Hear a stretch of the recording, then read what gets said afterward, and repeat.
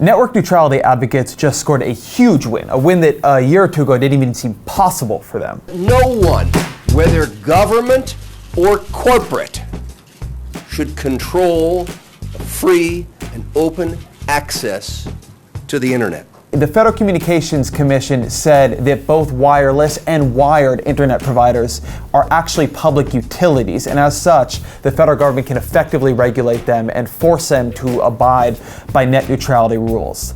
Now, if you don't know what net neutrality is, it is the idea that on the internet we shouldn't be discriminating against different kinds of traffic. Google should not be able to pay and get a better, sort of faster internet connection to people's homes than some upstart startup search engine. Net neutrality is considered by a lot of the people who were core in the growth of the internet to be the secret sauce in why the internet has become such an incredible, innovative place. So the idea is that it's why you've been able to have startup after startup after startup come and revolutionize the entire industry, why you've not just had the complete cementing of super-powered big monopolies in the way that you did with past technologies.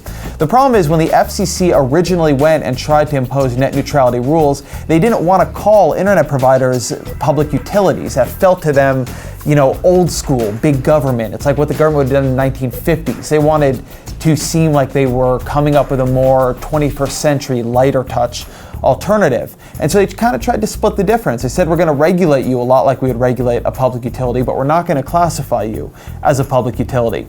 Verizon, which is a big internet provider, looked at that and said, you can't do that at all, and sued and won. And as such, they gutted the net neutrality rules the FCC brought out a couple of years ago. That looked to a lot of people like the end of the rules that had allowed the internet to flourish.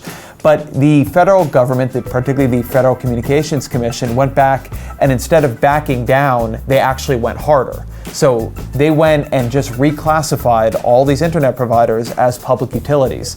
That gives the federal government much more power to regulate them. And they did it, which a lot of people didn't expect, not just for the folks running a cable to your house to give you internet, but also to the providers of internet for smartphones, tablets, the wireless internet providers. So this actually means that pretty much all internet providers now have to abide by net neutrality rules. What is interesting here isn't just the regulation, but the philosophical point. The idea that internet providers are so crucial to modern life that they actually need to be regulated in a completely different way.